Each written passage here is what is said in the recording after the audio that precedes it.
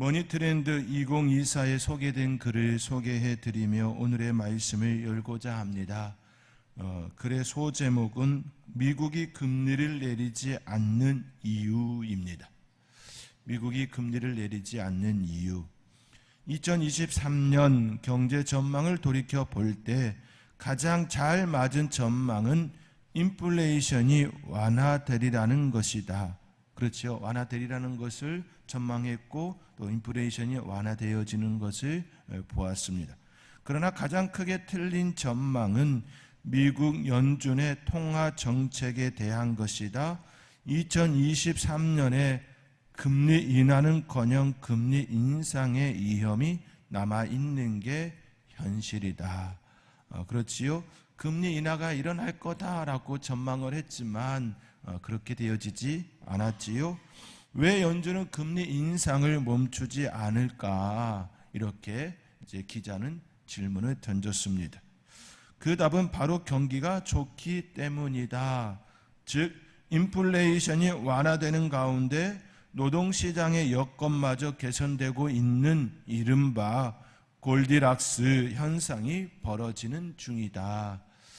미국은 지금 현재 금리를 올렸지만 인플레이션이 완화되는 가운데에 오히려 여러 가지 다른 부분들에 있어서 좋은 현상들이 일어났다. 그런 내용입니다. 연준 입장에서는 금리를 인상하고 인플레이션을 잡는 과정에서 불황을 감내할 결심이었지만 노동시장의 견조한 모습을 보이자 금리를 서둘러 인하할 이유를 찾기 힘들어졌다. 금리를 인상을 하면 여러 가지 속에서 삐그덕거리는 모습이 일어나야 하는데 미국은 그렇지 않아서 금리 인하할 그러한 이유를 찾지 못했다라는 내용이지요. 더 나아가 주택시장마저 강력한 상승세를 보인 것도 연준의 금리 인상을 지속시키는 원인으로 작용했다. 보통 금리가 올라가면 주택시장은 오히려 이렇게 다운되어지지요. 그런데 금리가 인상됐음에도 불구하고 주택시장이 강력한 상승세를 미국은 가지고 있다라는 겁니다. 주택담보대출 금리가 7%를 넘어섰는데도 주택가격이 상승하니 연준 입장에서 2008년 같은 부동산 버블 위험을 경계하지 않을 수 없다. 따라서 노동시장의 지표가 빠르게 악화되지 않는 한 2023년 중 금리 인하는 힘들어졌고 2024년 상반기에나 금리 인하를 기대해 볼 수 있는 상황이다. 이처럼 글을 적었습니다. 이 글을 적은 것은 작년에 기점으로 적어졌기 때문에 이렇게 이야기를 하지요. 우리가 이미 알고 있는 것처럼 미국은 금리 인하를 하지 않았습니다. 2024년 상반기가 오늘이지요. 끝이지요. 그럼에도 불구하고 인하되지가 않았습니다. 올해 한 번 정도 인하할 것이다. 그렇게 그들은 발표를 한 바도 있습니다. 이로 인해 미국을 제외한 다른 많은 국가들이 힘든 상황에 처하게 되었습니다. 미국은 금리를 인상시킴으로 그들이 짊어져야 할 경제의 그 짐을 다른 나라에 다 수출해 버렸습니다. 다른 나라에 다 전가시켜 버렸습니다. 그 나라들 중 하나가 우리나라입니다. 우리나라는 미국이 금리 인상을 함으로 인하여 우리나라도 어쩔 수 없이 금리 인상을 하였습니다. 그로 인해 물가 상승과 경기 침체 그리고 부동산 침체로 연결되었습니다. 건설 경기, 건축 경기가 너무나도 힘든 상황이 되었습니다. 지난주 설교 서두에서 잠시 말씀드린 것처럼 우리나라는 넌치플레이션, 정식값이 폭등했다, 인상되었다 그런 이야기였지요. 넌치플레이션이 일어났습니다. 그만큼 삶의 자리가 힘들어졌음을 의미합니다. 점심값 한 끼 식사를 하려면 10,000원 가지고는 제대로 먹지 못하는 그런 우리나라의 그 모습을 반영하고 있지요. 삶의 자리가 힘들어질 때 우리는 오히려 삶의 근본에 대하여 생각하게 됩니다. 예를 들면 건강의 적신호가 켜졌을 때 우리는 건강에 대하여 다시 생각하게 됩니다. 왜 건강해야 하는지, 건강한 삶이란 무엇인지 건강에 대하여 생각하게 됩니다. 그리고 지금까지 내가 왜 그 건강에 대하여 감사하지 못했지, 기타 등등 건강에 대하여 다시 근원적으로 생각하게 됩니다. 또한 경제의 위기를 경험하게 되면 경제에 대하여 다시금 생각하게 됩니다. 나에게 있어서 경제란 무엇을 의미하는가? 삶과 경제에 대하여 근원적으로 살피게 됩니다. 우리나라는 IMF도 겪고 코로나도 겪으면서 그 속에서 경제란 무엇이지, 내 삶의 경제란 어떤 의미가 있지라고 하면서 굉장히 심각한 그런 시간을 가질 수밖에 없었습니다. 누가복음의 저자도 이방인들이 복음을 받아들이고 그들에게 위기가 닥쳐왔을 때에 편지를 쓰게 됩니다. 그때 누가는 그 모든 일을 근원부터 자세히 살핀 나도 차례대로 써 보내는 것이 좋을 줄 알아. 이처럼 누가복음을 적는 그 이유를 이야기합니다. 이방인들이 복음을 받아들였고 그러나 그들에게 위기가 닥쳤을 때에 그들에게 흔들리지 아니하도록 그들에게 근원부터 자세히 살핀 나도 차례대로 써 보내는 것이 좋을 줄 알아라고 하면서 누가복음을 기록했다, 이처럼 말씀하고 있습니다. 위험이 없을 때에는 삶의 의미를 깊이 생각하지 않게 됩니다. 평온할 때에는 그 평온함이 지속적으로 연결되어질 것이라 생각합니다. 그것은 과학의 원리인 간성의 법칙처럼 움직이는 것은 계속 움직이려는 그 습성 때문입니다.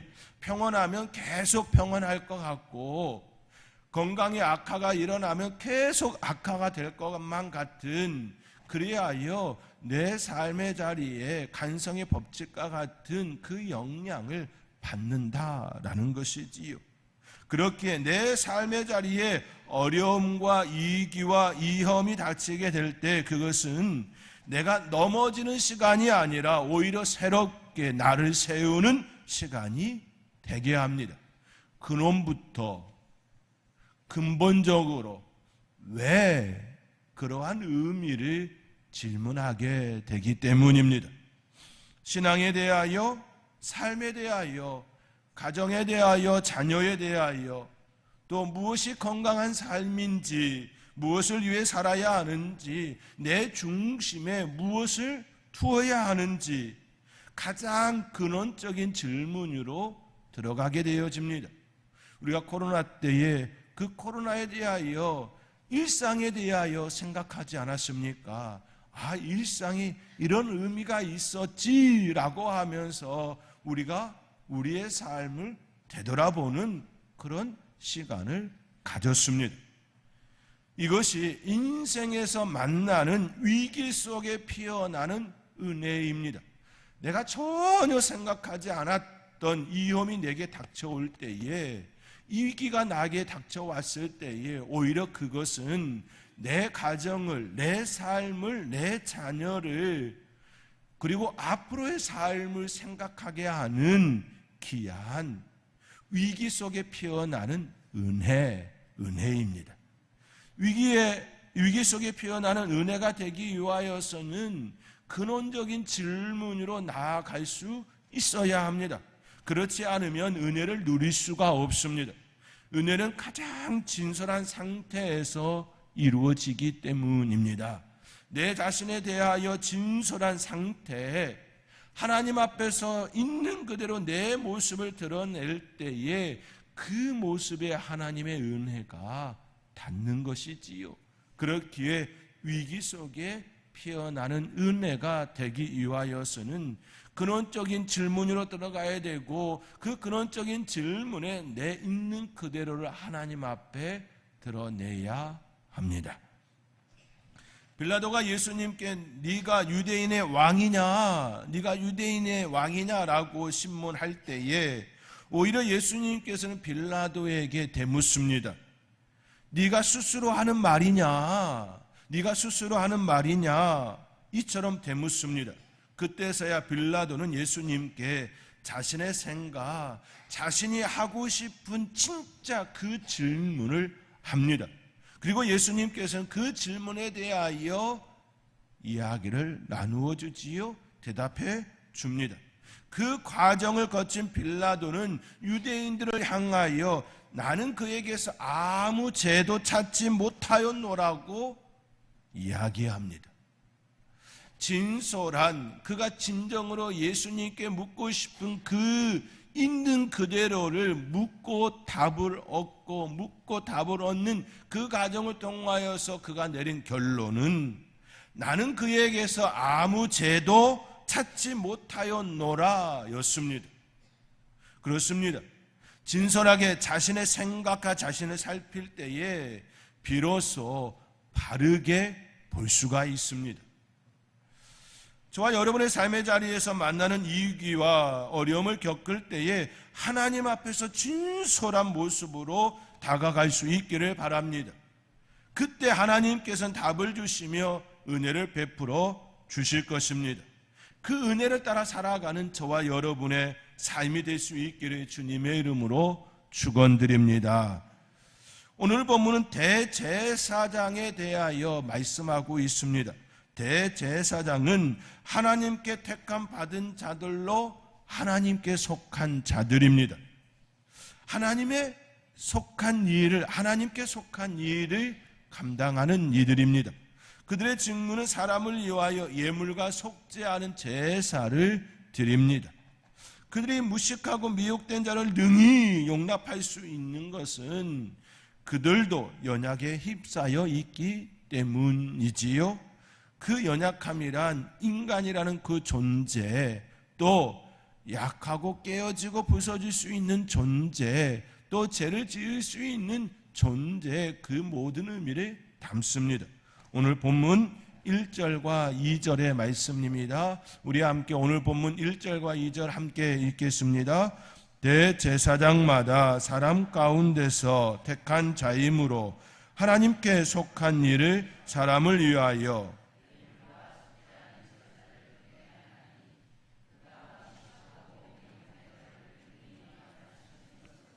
자기도 연약에 휩싸여 있습니다. 아멘. 우리 인간은 연약한 존재입니다.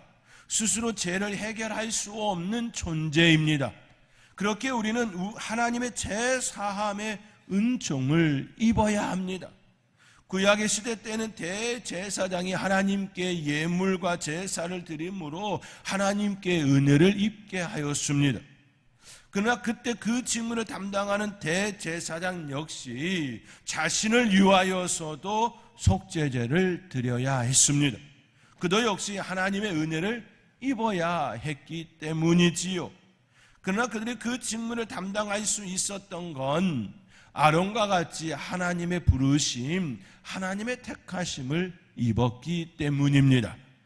그러므로 그들은 스스로 자신의 종기를 자신을 드러낼 수가 없었습니다. 자신의 종기를 취할 수가 없습니다.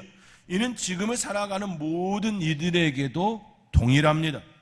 강단에서 말씀을 대언하는 목회자라 할지라도, 또 단에서 회중을 대표하여 기도하는 우리 장로님이나 안수지사님이나 권사님이나 할지라도 스스로 종기를 취할 수가 없습니다.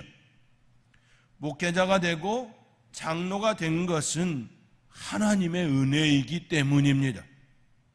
먼저 하나님의 백성, 하나님의 자녀가 되는 은혜를 입었습니다.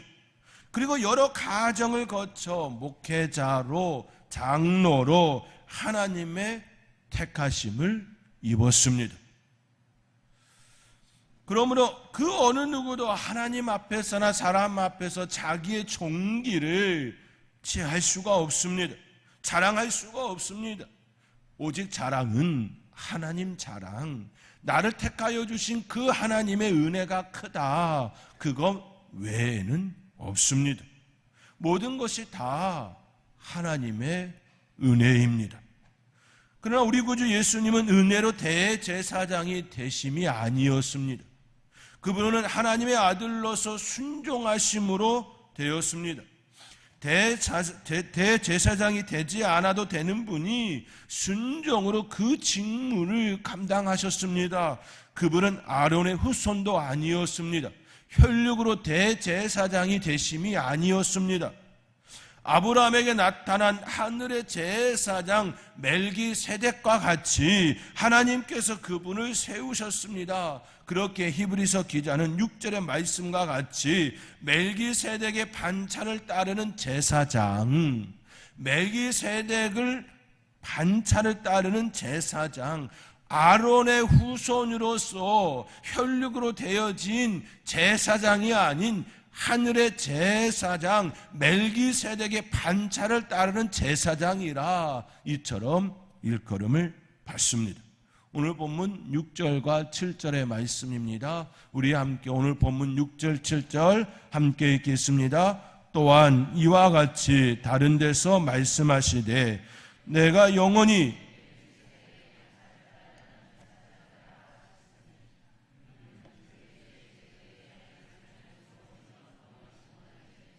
심한 통곡과 눈물로 간구와 소원을 올렸고 그의 경건하심으로 말미암아 들으심을 얻었느니라. 아멘. 멜기세덱의 반차를 따른 제사장으로서 그 직무를 담당하셨습니다. 마치 이사야의 고백과 같이 그분은 우리의 질고를 지고 우리의 슬픔을 당하셨습니다. 그분은 징벌을 받아 고난을 당하셨습니다. 그분은 찔림을 당하고 징계를 받으며 채찍에 맞으셨습니다. 오직 우리를 위한 순종의 고난이었습니다. 오늘 7절의 말씀과 같이 그는 육체에 계실 때에 자기를 죽음에서 능히 구원하신 이에게 심한 통곡과 눈물로 간구와 소원을 올림과 같이 그럼에도 불구하고 그가 그 고난의 자를 피하지 않음과 같이 우리에게 그 은혜를 주셨습니다. 그 고난은 우리의 죄악을 담당하시고 우리의 아픔을 치유하시며 우리의 죽음을 생명으로 변화시켜 주셨습니다. 이를 통해 그분은 우리에게 순종의 미덕을 가르쳐 주심이 되었습니다. 우리는 그분의 순종을 따라야 합니다. 그 순종이 우리를 영원한 구원의 근원이 되기 때문입니다. 그 순종이 우리로 하여금 영원한 구원의 근원에 이르게 하시기 때문입니다. 히브리서 기자는 이를 명확히 선포합니다. 오늘 본문 8절과 9절의 말씀입니다. 함께 읽겠습니다. 그가 아들이면서도 받으신 고난으로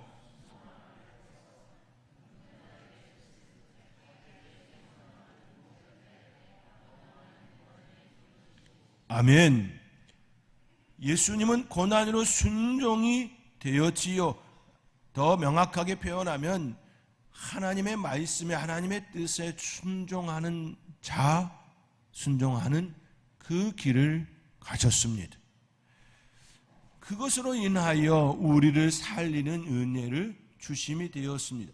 그러므로 그 예수님을 따라 순종하는 우리에게도 영원한 구원의 근원, 그 근원의 은혜를 베풀어 주신다 말씀하시는 것입니다. 위기 때 근원으로 돌아가라. 위기 때의 가장 기본적인 그 삶의 본질에 대하여 이야기해야 하는 것처럼 우리의 삶의 가장 중심에 그 근원 되시는 예수님, 그분을 볼 수 있어야 한다라는 말씀입니다. 그분은 따르는 모든 자들에게 주시는 축복과 은혜는 구원이기 때문입니다. 그것은 하나의 사건만 해결해 주시는 일회성의 구원이 아닙니다.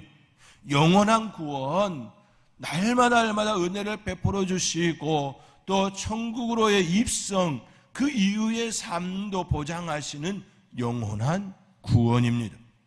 사랑하는 성도 여러분, 그 은혜를 따라 순종으로 반응하는 저와 여러분이 될 수 있기를 바랍니다.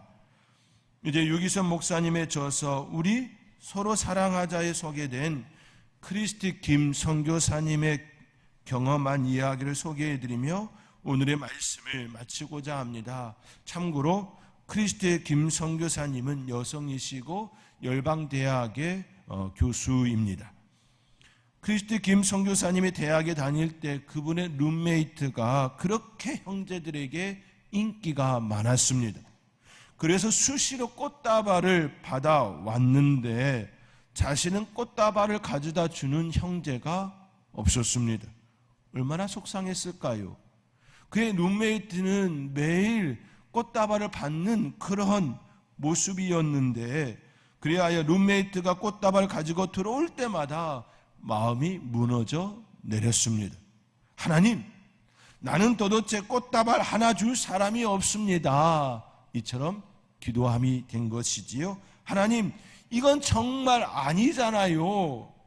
그때 하나님의 선교사님의 마음에 창문 바깥을 내다보라는 사인을 주셨습니다. 선교사님은 누가 온 줄 알고 달려가 보았으나 아무도 없었습니다. 기숙사 앞마당에는 가로수만 있었습니다. 그때 하나님께서 그녀의 마음에 다음과 같이 들려주셨습니다. 무엇이 보이느냐? 나무들이 보입니다. 그렇죠? 가로수가 쭉 있으니 나무들이 보이는 것이지요. 그때 그에게 이러한 음성으로 말씀해 주십니다. 그게 내가 너에게 주는 꽃다발이란다. 세상에 가로수를 꽃다발로 받은 여인이 어디에 있겠습니까? 거기에 있었습니다. 선교사님은 그 가로수를 보면서 눈물을 흘렸습니다. 하나님이 주신 꽃다발은 다시 말해 내가 있잖아 였습니다. 사랑하는 성도 여러분, 우리에게는 영원한 구원의 근원이 되시는 예수님이 계십니다. 우리의 삶의 자리에 가장 힘들고 어렵고 이형과 이기가 우리에게 임하였을 때에 가장 근원적인 질문으로 나아갈 때에 우리의 삶의 구원의 근원 되시는 그 예수님을 볼 수 있어야 합니다. 그것이 은혜입니다. 그것이 축복입니다. 그 예수님은 우리를 위하여 모든 것을 내어주신 분이시기 때문입니다. 그분께서 내어주신 그 사랑, 그 은혜를 따라 늘 감사로 순종으로 고백하며 살아가는 저와 여러분의 삶이 되어줄 수 있기를 주님의 이름으로 축원드립니다.